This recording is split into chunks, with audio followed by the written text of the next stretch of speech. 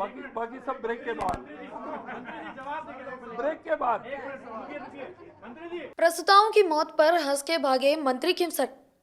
बेनीवाल का फूटा ऐसा गुस्सा कि निकल गई सारी हैकड़ी। क्या इतनी सस्ती है राजस्थान में गरीबों की जान। नमस्कार, मैं हूं आपके साथ खुशी और आप देख रहे हैं भारत रफ्तार। क्या किसी लोकतांत्रिक सूबे में गरीबों की जान इतनी सस्ती हो सकती है कि रक्षक ही बख्शत जैसी बेरुखी दिखाने लगे। राजस्थान की धरा से आज एक ऐसी हृदय विदारक और झकझोर देने वाली खबर आ रही है जिसे सुनकर किसी भी संवेदनशील इंसान की रूह कांप जाए। लेकिन अफसोस, सूबे के स्वास्थ्य महकमे के मुखिया को इस दर्द का एहसास तक नहीं है। राजस्थान में पिछले कुछ दिनों के भीतर एक के बाद एक 18 प्रसूताएं यानी गर्भवती महिलाओं की मौत हो चुकी है। कोटा, बीकानेर, जोधपुर के बाद अब भीलवाड़ा और बांसवाड़ा में भी मौत का ये तांडव थमने का नाम नहीं ले रहा। करीब 50 महिलाएं अस्पताल के बेड पर जिंदगी और मौत की जंग लड़ रही है। और इस बेहद गंभीर और दर्दनाक संवेदनशील मामले पर राजस्थान के स्वास्थ्य मंत्री गजेंद्र सिंह खिमसर का जो रवैया सामने आया है, उसने संवेदनशीलता की तमाम हदें पार कर दी है। हम कंपेयर करेंगे, आप दूसरों से करिए। अच्छा सुनिए, अब आ जाते हैं 2 दिन के बाद, बाकी सब ब्रेक के बाद। ब्रेक के बाद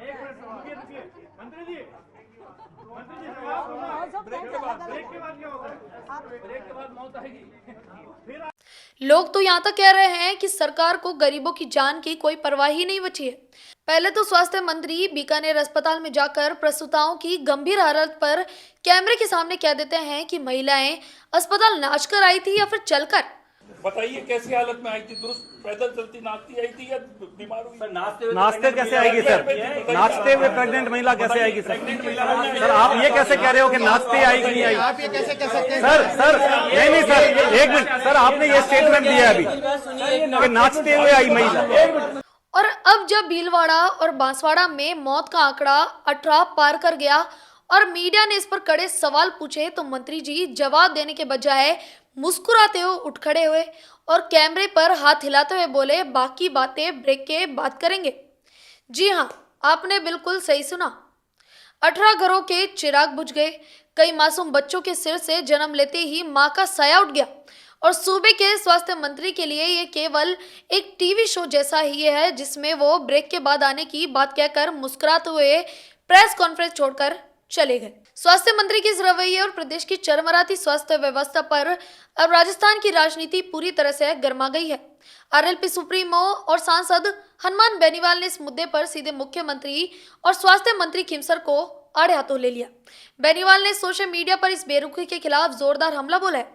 हनुमान बेनीवाल ने सीधे सवाल दागते हुए लिखा कि ऐसे संवेदनशील विषय पर जिम्मेदारी स्वीकार कर सुधार का भरोसा देने के बजाय स्वास्थ्य मंत्री जिस प्रकार के बयान दे रहे हैं वो उनकी संवेदनहीन और गैर जिम्मेदार मानसिकता को उजागर करता है।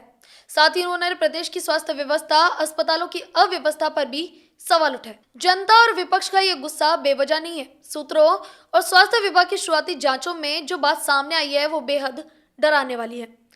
आरोप लग रहे हैं कि प्रसव के दौरान अत्यधिक रक्तस्राव को रोकने के लिए जो ऑक्सीजन इंजेक्शन इन महिलाओं को दिए गए उनमें कथित रूप से सिर्फ पानी था या वो मानकों पर पूरी तरह फेल हो गया था।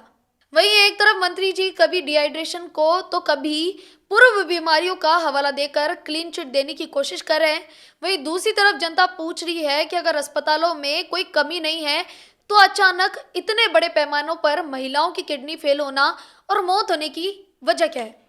क्या राजस्थान के गरीब मरीजों को सरकारी अस्पतालों में सिर्फ तड़प कर मरने के लिए छोड़ दिया जाएगा? क्या मुस्कुरा कर प्रेस कॉन्फ्रेंस छोड़ देना ही स्वास्थ्य मंत्री की जिम्मेदारी है? इन मौतों का गुनहगार आखिर कौन है? सिस्टम, नकली दवा माफिया या फिर वो बेपरवाह रवैया जो जिम्मेदार पदों पर बैठा हुआ है? आपको क्या लगता है? हमें कमेंट बॉक्स में जरूर बताओ। देखते रहिए भारत रफ्तार। धन्यवाद।